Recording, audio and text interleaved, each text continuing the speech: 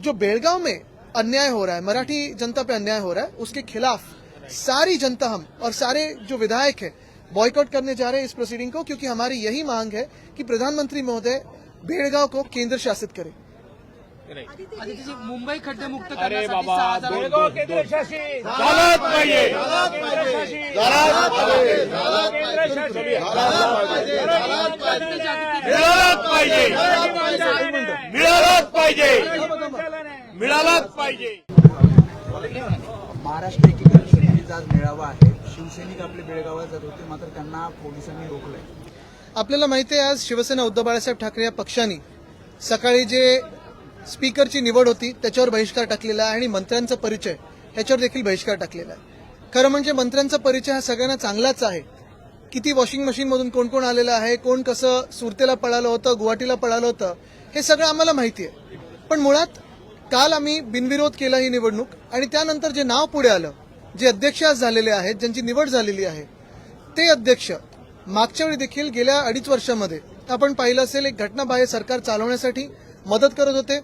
त्याच अध्यक्षांनी लवाद म्हणून जो निकाल दिला, मग शिवसेना फोडण्याचा असेल किंवा राष्ट्रवादी काँग्रेस फोडण्याचा असेल, हा अन्याय, ही जखम ही ताजी आहे आणि आमची हीच माफक अपेक्षा आहे की पुढच्या 5 वर्षामध्ये त्यांच्या अध्यक्षतेखाली असा पुन्हा अन्याय होणार नाही, ही आमची अपेक्षा आहे। त्यांच्याकडून गॅरंटी मिळणं गरजेचं आहे की जो अन्याय, जे काही संविधानाचा अपमान गेल्या 2.5 वर्षात त्यांनी केला लवाद म्हणून, तो पुन्हा होणार नाही, हे कोणीतरी आम्हाला आश्वासन देईल का, हा एक मोठा प्रश्न राहतो।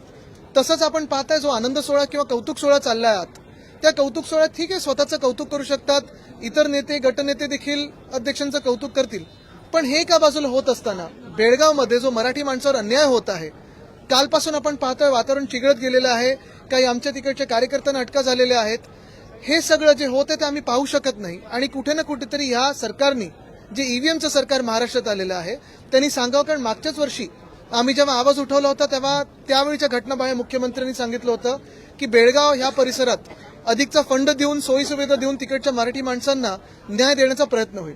पण अजून ते कुठपर्यंत न्याय देऊ शकलेले आहेत? जो काही अन्याय होता तो रोखू शकतात का? केंद्रात जे भाजपचं सरकार आहे ते केंद्रशासित बेळगावला करणार का?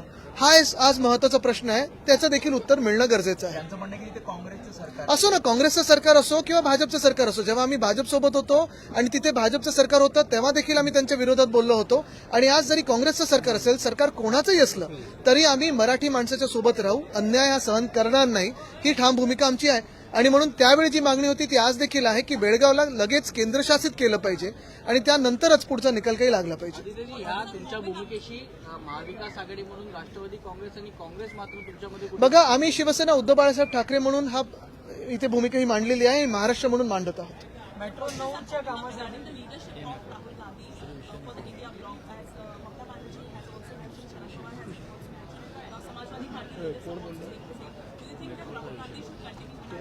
Look, I don't think that is a question relevant right now. Which is very important is what is happening in Belgaum is very important for us.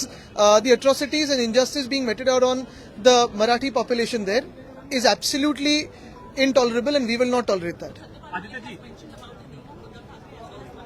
We are thankful for that, but like I said, for us personally, we are fighting for the state of Maharashtra, and of course, as India Alliance, I think there are many senior leaders who can sit together and decide. मागच्या अनेक दिवसांपासून बेळगावचा प्रश्न मागच्या अनेक वर्षांपासून जो आहे, ते आत्ताचं सरकार असो किंवा मागचं सरकार असो, अद्याप तोडगा दिला नाही। नक्कीच आमचं सरकार असताना आम्ही कोर्टात देखील मागणी केली होती आणि ही कोर्टाची केस जी आहे ती कोर्टाची केस त्याचा निकाल लागेपर्यंत आमची सतत ही मागणी राहिली आहे। अनेक वर्ष राहिलेली आहे ही मागणी की तो परिसर जो पूर्ण आहे तो केंद्र शासित करावा, कुठच्याही राज्याचा म्हणजे कर्नाटकाचा त्याच्यावर अधिकार नसावा। समाजवादी पक्षाला काल तुम्ही बी टीम जितेंद्र आव्हाड आता म्हणतात की ते आमच्या सोबतच आहेत। चांगलं आहे ना, आमची भूमिका एक आहे, कारण आमच्यामध्ये तुम्ही पाहिलं असेल, भायखळत असेल किंवा आमच्या उत्तर पश्चिमच्या सीटमध्ये पण कोणी कोणाच्या ईडीच्या भीतीमुळे वगैरे काम नाही केले स्पष्ट आहे, म्हणून आमची भूमिका स्पष्ट आहे। आणि एक मिनिट, मी हे परत एकदा सांगतो, अखिलेशजींची जी सभा आहे ती आमच्यासोबत इंडिया आघाडीमध्ये आणि ते तिथे चांगलं काम करतात। जितेंद्र आव्हाडांची जी नक्कीच घुमतं ना। आदित्यजी, लाडकी बहीण आदित्यजीच्या कामासाठी 1400 पेक्षा अधिकच्या झाडांची कत्तल केली जाते, कशा प्रकारे? मला वाटतं झाडं तर आहेच, पण मध्यंतरीच्या काळात मी जे सांगितलं होतं, पिलर रंगवण्यात जो भ्रष्टाचार झाला 74 कोटीचा, तो किती महत्वाचा ते देखील काढा। ठीक आहे. आता आमचे दोनच विषय होते. आता दोनच विषय होते. या हेच मी सांगतोय. लाडकी बहीण असेल किंवा हे जे सगळे खोटे वादे त्यांनी केले होते, तसंच महाराष्ट्रातला मराठी माणूस लाडका आहे की नाही सरकारचा, हा एक मोठा प्रश्न आहे. बेळगाव मधला जो आपला मराठी माणूस आहे तो या सरकारला लाडका आहे की नाही, हा एक हे उत्तर मला वाटतं ह्या सरकारने द्यावं. कारण लाडकी बहीणचा विषय असेल, सोयाबीनचा विषय असेल, हे महत्वाचे आहेत आणि आम्ही अधिवेशनात घेऊ, रस्त्यावर आंदोलनं करूच.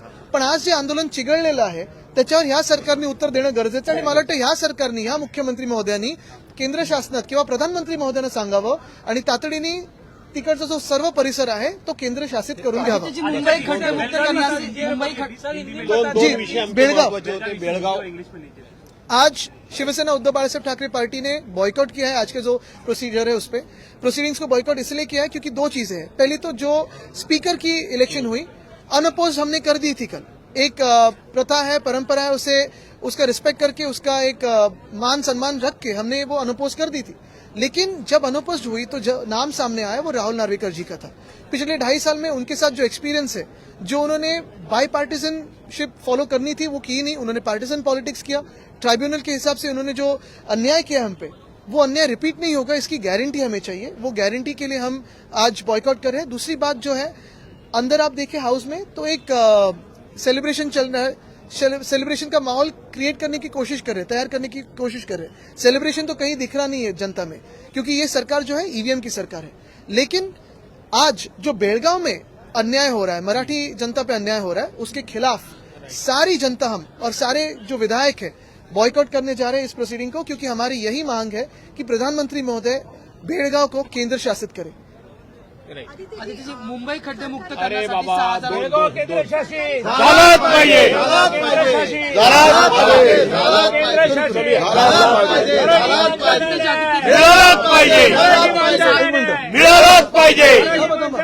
मिळालाच पाहिजे. खात्यांमध्ये जे लाचखोरांना पकडण्यासाठी सापळा लावण्यात येतो, आता त्याच्यामध्ये घट झालेली आहे. मागच्या वर्षीच्या तुलनेत यावेळी 16% घट झालेली आहे. अँटी करप्शन डिपार्टमेंट हे बंदच होईल, कारण आपल्याला माहिती आहे पूर्ण मंत्रिमंडळच हे भ्रष्ट लोकांचं असणार आहे. तरी देखील मी पुन्हा एकदा आपलं लक्ष कितीही कुठे आपण वेधण्याचा प्रयत्न केला तरी बेळगावरच नेईन. कारण आज जे सरकार हे स्वतःला महाराष्ट्राचं सरकार म्हणत आहे, हे ईव्हीएमचं सरकार आहे. आणि ह्या सरकारने आम्हाला उत्तर दिलं पाहिजे की बेळगावमध्ये जे मराठी माणसावर अत्याचार होत आहेत त्याबद्दल काय. आदित्यजी, मुंबई